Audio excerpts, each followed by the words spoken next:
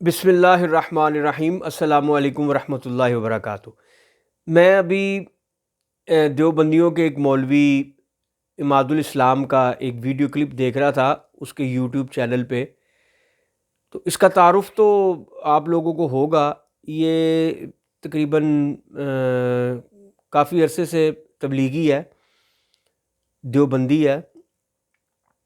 پھر یہ مرزا جیلمی کے ساتھ ہو گیا، اور پھر اس نے مرزا جیلمی کے ساتھ مل کے اپنے ہی مولوی کو، مفتی طارق کو چیلنج بھی کیا اور باقاعدہ اس کو دعوت بھی دی، اور پھر جب وہ آ گیا تو یہ سارے چھپ کے بیٹھ گئے، اس کو کسی نے منہ نہیں لگایا، نہ اس کو مرزا جیلمی نے پوچھا اور نہ ہی اس کو اس کے فرقے کے مولوی مفتی طارق نے منہ لگایا۔ تو یعنی کبھی یہ ادھر کبھی ادھر۔ احادیث میں تو دو چہرے والے بندے کا ذکر آیا نا، تو اس شخص کے تو کتنے ہی چہرے ہیں۔ ہم دیوبندی عوام کی بات نہیں کرتے، لیکن کیونکہ عوام الناس کا معاملہ اور ہے، لیکن میں دیوبندی مولویوں کی بات کرتا ہوں کہ ہمارے علماء نے ان کو بری طرح ایکسپوز کیا ہے، اور ان کے ایک دو نہیں بلکہ کئی چہرے عوام کو دکھائے ہیں۔ اتنے یہ بدبخت بے ایمان اور منافق لوگ ہیں کہ ان کی زبانوں پہ کچھ ہوتا ہے، دل میں کچھ ہوتا ہے، ارادہ کچھ ہوتا ہے، عمل کچھ کر رہے ہوتے ہیں، دکھاتے کچھ ہیں، بتاتے کچھ ہیں۔ اللہ رب العزت کی پناہ۔ اب وہ یہ جو مولوی ہے اماد الاسلام، یہ کہہ رہا تھا کہ مجھے مولانا کہہ رہے ہیں، لوگ کہہ رہے ہیں کہ تم یہ دیکھو جی، یہ یوٹیوب چینل پہ آتا ہے، پوری کاپی کرتا ہے وہ طارق جمیل کی۔ تو یہ یوٹیوب چینل پہ آتا ہے جی، اس کو یوٹیوب چینل پہ نہیں آنا چاہیے۔ ہم یہ کہتے ہیں کہ آج کے دور میں کون ہے جو تمہیں اس بات سے روکے گا کہ یوٹیوب چینل پہ مت آؤ یا تم سوشل میڈیا استعمال نہ کرو؟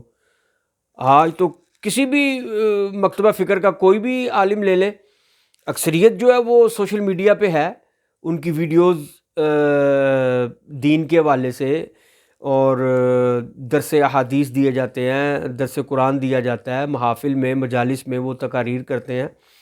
تمام مکتبہ فکر کے علماء کی سوشل میڈیا پہ بہت پذیرائی بھی ہے اور ان کو سنا بھی جاتا ہے۔ تو اب اس سوشل میڈیا کے اس دور میں تمہیں کون منع کرے گا کہ تم کیوں آتے ہو؟ مطلب ایویں اپنے چینل پہ بیٹھ کے جھوٹ بولتے جانا اور ایویں مفت کے نمبر ٹانگنے کے، جی مجھے منع کر رہے ہیں۔ کون منع کرے گا تمہیں؟ تمہاری حیثیت کیا ہے؟ تم نے کون سا کوئی ایسا پہاڑ توڑ دیا؟ بلکہ تم خود تو اپنی منافقت میں یہاں ہو رہے ہو۔ تمہارے جس بندے کو تمہارا کوئی نہ کوئی کلپ مل رہا ہے وہ تمہارا رد کر رہا ہے، اور جہاں پہ تم اپنا کلپ اپلوڈ کرتے ہو یوٹیوب پہ، وہاں پہ نیچے دیکھو کہ تمہارے کتنے جو ہیں وہ کمنٹس جو ہیں وہ تمہاری منافقت کو یہاں کر رہے ہوتے ہیں۔ یعنی تمہارے اپنے دیوبندی یہ کہہ رہے ہوتے ہیں کہ تم منافق ہو گئے ہو، تم نے جو ہے نا وہ دیوبند کے امارت میں نقب لگانے کی کوشش کی ہے۔ تو جب تمہارے اپنے تمہارے خلاف ہیں اور تمہارا یعنی کہ برا حال کر رہے ہیں اور تمہیں تنگ کر رہے ہیں، اور مجھے وہ بہت غصہ آیا جو تم نے ایک وہاں پہ ویڈیو کلپ بنایا نا کہ دیوبندی بریلوی ناسبی کو دعوت اصلاح۔ تم دیوبندیوں کو جتنا مرضی ناسبی کہو، جو مرضی کہو، وہ تمہارے گھر کا معاملہ ہے۔ مسلک حق اہل سنت و جماعت کے وابستگان کو تم نے ناسبی کہا تو ہم تمہیں رافضی ثابت کریں گے،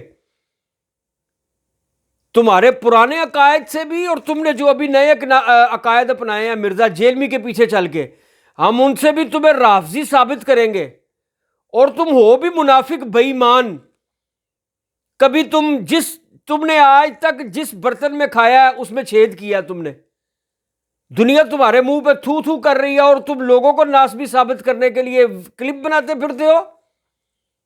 مسلک حق اہل سنت و جماعت کے وابستگان سے اگر منہ لگانے کی کوشش کی تو پہلے اشرف علی تھانوی کا حال دیکھ لینا، قاسم ننوتوی کی درگت دیکھ لینا بنی ہوئی، خلیل احمد امبیڈوی سہارنپوری کا حال دیکھ لینا کیا ہوا، اپنے رشید احمد گنگوئی کی درگت بنی ہوئی دیکھ لینا، اسماعیل دیلوی کا جو جنازہ نکالا وہ دیکھ لینا، پھر اپنا سر نکالنے کی کوشش کرنا۔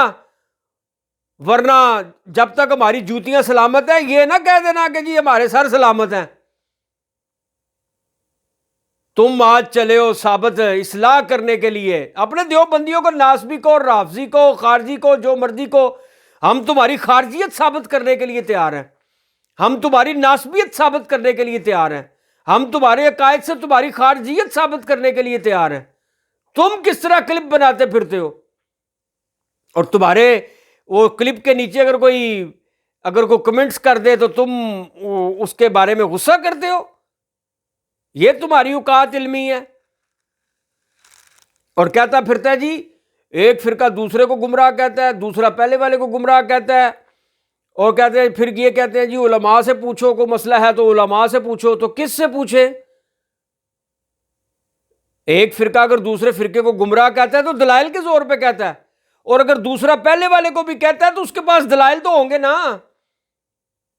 یہ تو میدان میں اتریں گے تو پتہ چلے گا نا کہ کس کے دلائل مضبوط ہے، کون حق پہ ہے، اور کون مضبوط دلائل رکھنے کے بعد اپنے مخالف کو گمراہ کہہ رہا ہے. تو جسے گمراہ کہتا تھا آج تو نے اسے اپنے گلے سے لگایا ہوا ہے. کل وہ تجھے چھتر مار رہا تھا، تو اس کو مار رہا تھا، آج تم نے اپنے چھتر اپنے پیچھے چھپا لیے. اب عوام تم دونوں کو مار رہی ہے، مرزا جیلمی کو بھی اور تم کو بھی. کہتا جی بریلوی اپنے آپ کو علماء حق کہتے ہیں، دیوبندی اپنے آپ کو علماء حق کہتے ہیں، اہل حدیث اپنے آپ کو علماء حق کہتے ہیں، شیعہ بھی اپنے آپ کو علماء حق کہتے ہیں. تو ہم کس عالم کی سنیں، کس کے پاس جائیں؟ تو جو تجھے اللہ نے غیرت اور عقل دی ہے وہ کسی کام کی نہیں. عوام الناس کی تو بات ہی دوسری ہے. تو اپنے آپ کو عالم کہتا ہے نا، تبلیغ کرتا ہے نا، کہتا ہے نا میں چلے لگا چکا ہوں، میں چلے لگاتا ہوں، میرا تو کام تبلیغ کا ہے، میں تو اس کو بھی ملوں گا، میں تو حمزہ علی باسی کو بھی ملوں گا، میں تو مرزا جیلمی کو بھی ملوں گا، میں سب کو ملوں گا. تو تجھے تو اللہ نے لوگوں سے زیادہ عقل اور علم دیا نا. تو خود فیصلہ نہیں کر سکتا کہ اہل حق پہ کون ہے. تیرے منہ میں تو اتنی زبان بھی نہیں ہے کہ تو اپنے باپ کو بھی اہل حق پہ کہہ دے. تو کس کو کہے گا؟ جس فرقے میں ساری زندگی تو رہا، آج بھی نام اسی کا لے رہا ہے، لیکن تو اس کو اہل حق نہیں کہتا.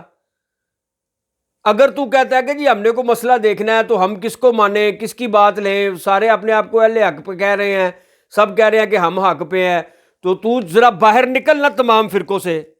تو یہی بات کہتا ہے نا فرقوں سے باہر نکلو. تو کوئی ایک مسئلہ لے کے آپ فرقے سے باہر نکل کے 2 3 4 5 صدیاں پیچھے جانا چاہتا ہے. چل تو جتنی صدیاں پیچھے جانا چاہتا ہے جا کے دیکھ لے، اور اس مسئلے کو قرآن و حدیث میں تلاش کر لے، تمام علماء کا اور امت کا اجماع اس پہ دیکھ لے. اگر وہ مسئلہ کے حق اہل سنت و جماعت کا مسئلہ نہ نکلا تو چھوڑ دینا. تجھے نہیں پتا کہ نبی کریم صلی اللہ تعالی علیہ وسلم نے ایک جماعت پہ اللہ کا ہاتھ کہا ہے، اور 72 فرقے بننے کی آپ نے 73 فرقے بننے کی آپ نے سب سے پہلے پیشن گوئی کر دی ہوئی ہے. اب تو ایسا کافر بے ایمان آدمی ہے کہ تو سارے رسول اللہ کے پورے فرمان کو ہی رد کرنا چاہتا ہے، اور فقط ایک مرزا جیلمی کے پیچھے لگ کے تو کہتا ہے کہ جی تمام فرقوں کو چھوڑو، جی فرقے کچھ نہیں ہیں. اور نبی کریم صلی اللہ علیہ وسلم نے فرمایا 72 فرقے ہوں گے اور ایک فرقہ جنتی ہے، ید اللہ علی الجماعت. اب تو کہتا ہے اس کو بھی چھوڑو. کیوں بھئی؟ تیرے باپ کا راج ہے. تو صرف نقل کر طارق جمیل کی، بہت چودھری نہ بن، اور تو ثابت کرے گا کہ فلاں دیوبندی ناسبی اور بریلوی ناسبی. اپنے باپوں کو جو مرضی کہتا، پھر ہمارے بارے میں بالکل زبان درازی نہ کری. اور اگر تیرے پاس کوئی دلیل ہے تو وہ دلیل پیش کر کہ جس سے تجھے بریلوی ناسبی لگے. ہم تو تیرے منہ پہ چھتر مارتے ہوئے تجھے رافضی ثابت کریں گے. ایڈا تو عماد الاسلام. غیرت تجھ میں ذرا کی نہیں ہے. تجھے یہ نہیں پتا کہ تو نے کیا کیا ہے. اپنے مفتی کو بلوا کے، اور تو پہلے اس کے ساتھ تھا، پھر تو اس کے ساتھ تھا، پھر تو اس کے ساتھ تھا. تجھ میں تو حق کہنے کی بھی توفیق نہیں ہے.